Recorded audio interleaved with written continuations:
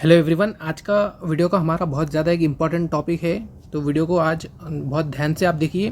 Video का कोई भी पार्ट आप स्किप मत करिए। आज की वीडियो जो है तो बहुत ज़्यादा स्पेशल होने वाली है, क्योंकि इस वीडियो में हम ये देखने वाले हैं कि आप 100% कैसे प्रिडिक्ट कर सकते हैं अपना पॉसिबल एडमिशन वेटरनरी में। और आपको बिल्कुल एक जेन्युइन टिप्स और गाइडेंस मैं इस वीडियो में बताने वाला हूँ। इस वीडियो में हम डिटेल में समझने भी वाले हैं सीट मैट्रिक्स क्या होता है और उसको कैसे आपको एनालाइज करना है आपके जो है तो एडमिशन के चांसेस बढ़ाने के लिए। और साथ ही में आपको कुछ बोनस टिप्स भी मैं इस वीडियो में देने वाला हूँ। सो मेक श्योर आपने अभी तक चैनल मेरा सब्सक्राइब कर लिया होगा और इस वीडियो को भी जो है तो लाइक कर देना। ओके।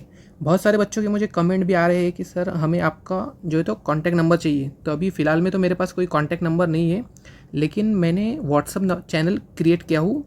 सो उस व्हाट्सअप चैनल की लिंक मैं इस वीडियो के डिस्क्रिप्शन में या फिर कमेंट सेक्शन में प्रोवाइड कर दूँगा। आप वहाँ जाके जो है तो उस व्हाट्सअप चैनल को ज्वाइन कर सकते हो। वहाँ पे मैं आपके एडमिशन से रिलेटेड पीडीएफ और लास्ट ईयर के जो भी डेटा अवेलेबल है या आपको चाहिए, आप मुझे कमेंट सेक्शन में बता देना। वो मैं वहाँ उस व्हाट्सअप चैनल पे अपलोड कर दूँगा। ठीक है, तो चलिए वीडियो को आगे बढ़ते हैं, वीडियो को स्टार्ट करते हैं। सो इस वीडियो में हम सबसे पहले जो टॉपिक कवर करने वाले हैं वो है सीट मैट्रिक्स के बारे में। सो जैसे कि आपने नाम तो सुना ही होगा सीट मैट्रिक्स के बारे में, तो इस वीडियो में हम उसको समझने वाले हैं डिटेल में कि सीट मैट्रिक्स होता क्या है। और बीवीएससी का सीट मैट्रिक्स भी हम देखने वाले हैं, रीजन कोटा का और स्टेट कोटा का। सो जनरली जो रीजन सीट मैट्रिक्स होता है वो होता है कैटेगरी वाइज किसी भी रीजन और स्टेट कोटा में सीट का डिस्ट्रीब्यूशन होता है। तो ये बिल्कुल एक सिंपल सी डेफिनेशन हो गई इसकी सीट मैट्रिक्स की कि एक्चुअली सीट मैट्रिक्स होता क्या है। सो ये कैटेगरी वाइज जो है तो सीट का अरेंजमेंट होता है, यानी किस कैटेगरी को या किस रिजर्वेशन को कितने सीट अलॉटेड है, ये उसका जो है तो कैलकुलेशन होता है। या तो आप इसको और इजी लैंग्वेज में समझ सकते हैं कि ये बेसिकली एक divided seat to each category ये होता है। सबसे पहले एक बहुत ज़्यादा इंपॉर्टेंट नोट हम यहाँ पे पढ़ लेते हैं, जो कि आपके वेबसाइट या माप्सू के वेबसाइट पे भी लिखी हुई है। सो जो भी जितने भी हमारे पास सीट मैट्रिक्स में सीट अवेलेबल हैं उनका total 5% of the total intake capacity seat are reserve for physically handicap students.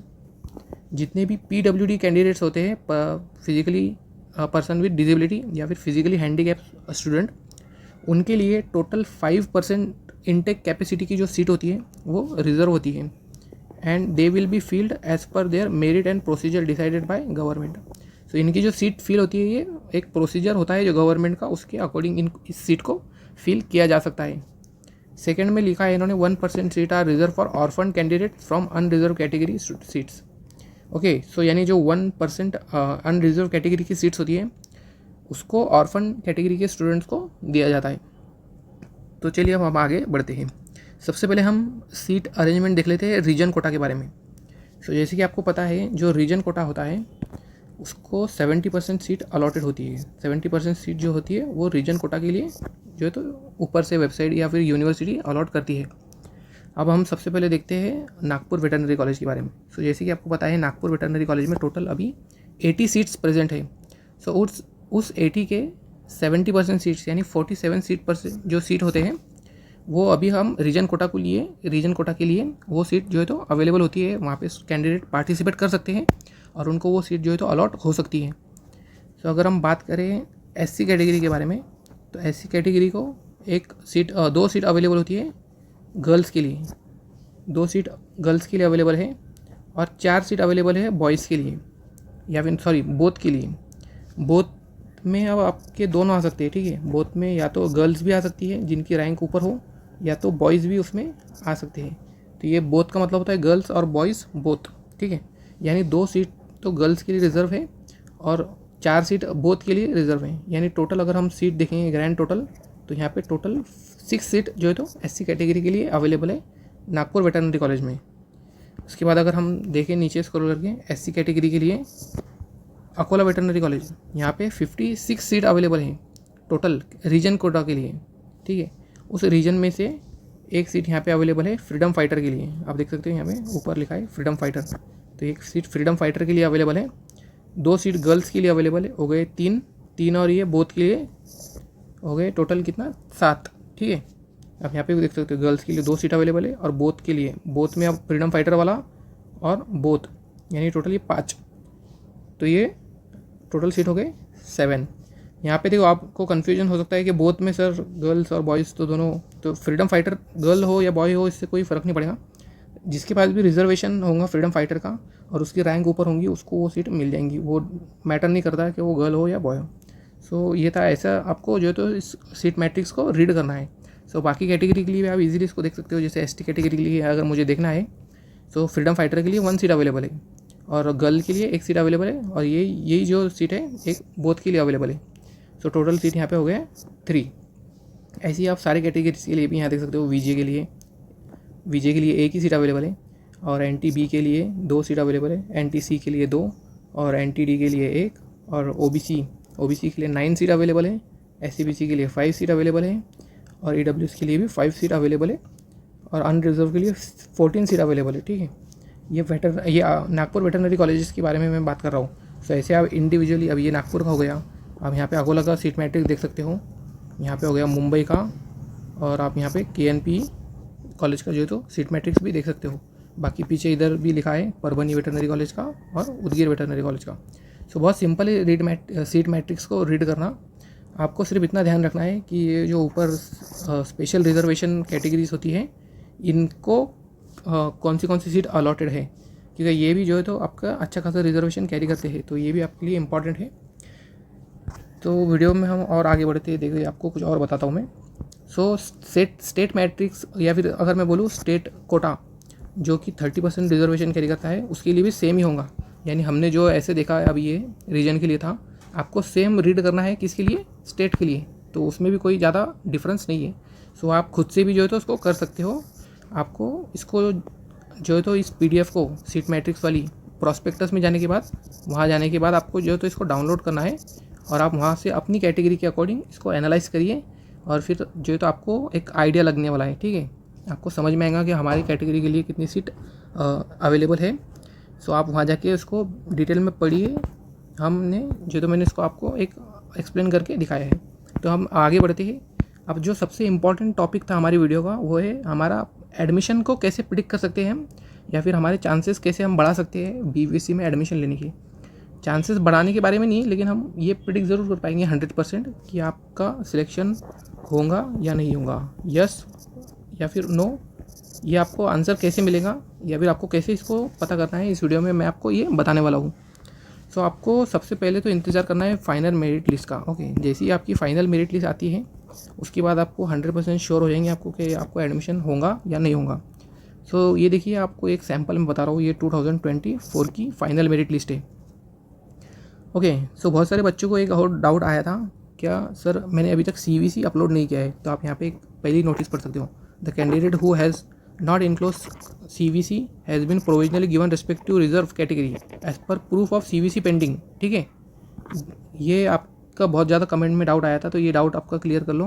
The candidate should necessary submit CVC if received by sending scan copy of original CVC email. आप email कर सकते हो, यहाँ पे email भी आप देख लो। ठीक है, मैं यहाँ से इसको हटा देता हूँ, ये ईमेल आप देख लो, इस पर भी आप जो है तो ईमेल कर सकते हो जब भी आपको ऊपर से ये नोटिस आएंगी। तो आपका ये डाउट अब इस वीडियो में को देखने के बाद दूर हो जाएगा। ठीक है, तो हम हमारे टॉपिक पे वापस आते हैं। हम इसको कैसे पता कर सके कि हमारा सिलेक्शन 100% होगा या नहीं होगा। सो उसको करने के लिए आपको सबसे पहले तो ये करना है कि check your category rank and other category rank combined rank. Okay, check your category rank and other category combined rank, मतलब आप जैसी ही फाइनल मेरिट लिस्ट आती है तो आपको यहाँ दिख रहा होगा कैटेगरी वाला कॉलम, इसमें आपको अपनी कैटेगरी की जो है तो रैंक देखना है और साथ ही में अदर कैटेगरी की रैंक्स भी आपको देखना है।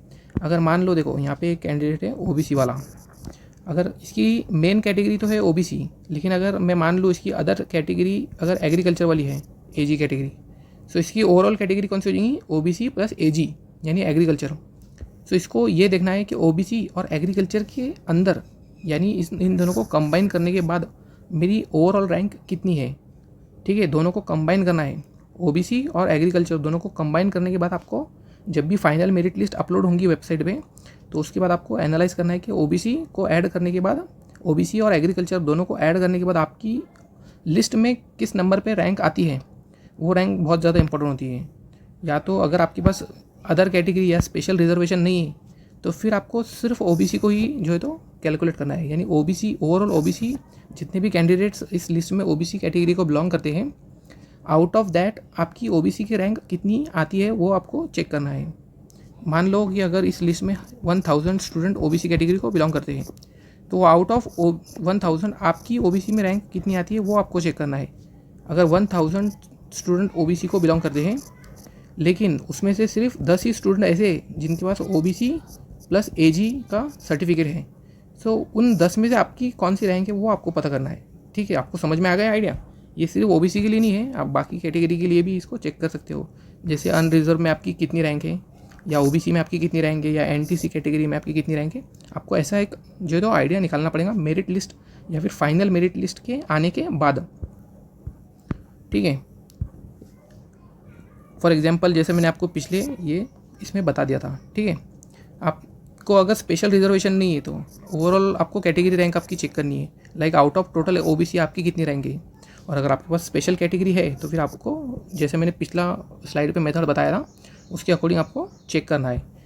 उसके बाद ये करने के बाद आपको फिर वापस सीट मैट्रिक्स पे आ जाना है। ठीक है, सीट मैट्रिक्स पे आने के बाद अगर हम देखें यहाँ पे, अगर देखो फिर मुझे कॉलेज को देखना है कि मेरे रीजन में कौन सा कॉलेज आता है या फिर मेरे स्टेट में कौन सा कॉलेज आता है। अगर मैं ओबीसी के बारे में बात करूँ, अगर किसी ओबीसी को एजी में सीट अवेलेबल है, अगर देखिए यहाँ पे ओबीसी कैटेगरी का स्टूडेंट है, उसको 1 सीट अवेलेबल है किस में, एग्रीकल्चर कोटा में।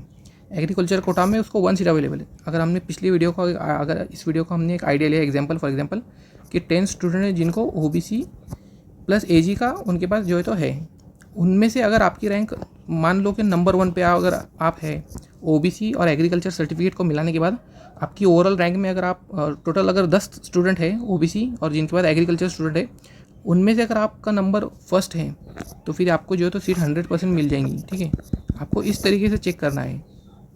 मुझे समझ में आ रहा होगा, अगर आपको समझ में आ रहा होगा तो ठीक है, लेकिन अगर आपको समझ में नहीं आता है तो कमेंट में भी मुझे आप ये जो है तो पूछ सकते हो। बहुत ज़्यादा सिंपल है। इस वीडियो को अगर आपको कोई भी पार्ट नहीं समझ में आता है तो एक बार फिर से इस वीडियो को देखिए और जो है तो अगली बार आपका ये डाउट सॉल्व हो जाएगा। बहुत सिंपल है, इस तरीके से आपको जो है तो प्रिडिक्ट करना है। सो बेसिकली इस वीडियो में फिर इतना ही था। अगर ये वीडियो आपने यहाँ तक देख लिया है तो वीडियो को लाइक करके जाना, इस वीडियो को शेयर भी कर देना अपने दोस्तों में, और चैनल को अभी तक सब्सक्राइब नहीं किया है तो चैनल को भी सब्सक्राइब कर लेना।